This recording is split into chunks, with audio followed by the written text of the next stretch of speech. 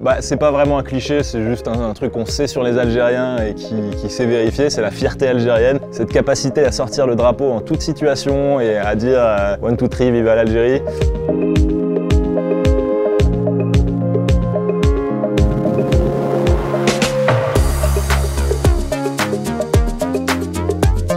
Entre 30 et 40, je dirais.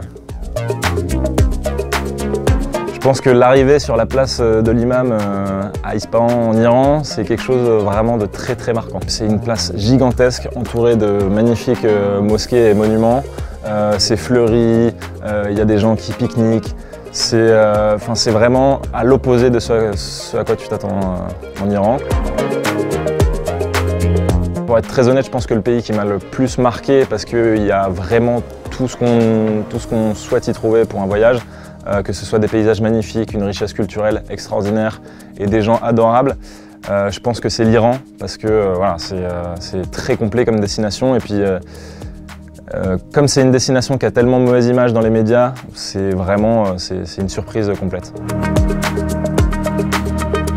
La nourriture libanaise, voilà, je pense qu'on la connaît quasiment tous, mais c'est l'une des meilleures que j'ai pu goûter. Je pense que c'est le Liban. Honnêtement, les Libanais, faut être préparé. Hein. Et c'est ça qui est drôle au Liban, c'est que c'est un pays qui a connu la guerre quand même pendant de nombreuses années, et il continue à faire la fête. Et en fait, c'est ça qui a maintenu le pays soudé a priori. Ah, je pense que le Canada, j'irai forcément y habiter quelques mois un jour, parce que c'est un pays qui a un niveau de vie qui est quand même assez intéressant, et la nature est jamais vraiment très loin, donc ça c'est vraiment une grande richesse.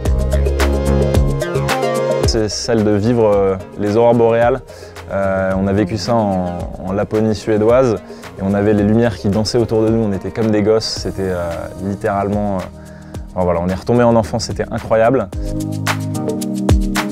Il y a un truc qui est ressorti pas mal, c'est que les Français quand même se la pètent un peu. Donc j'essaye de toujours aller dans les pays avec beaucoup d'humilité pour essayer de casser ce cliché.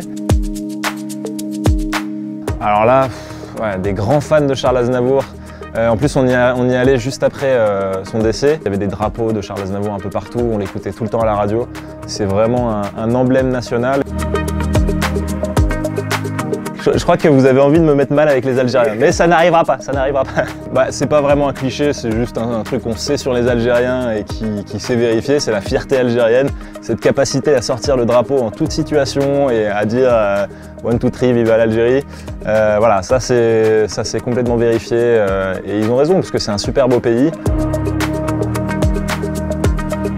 Allez, on va se mouiller, on va dire 1 Iran. 2 Algérie et 3 Canada.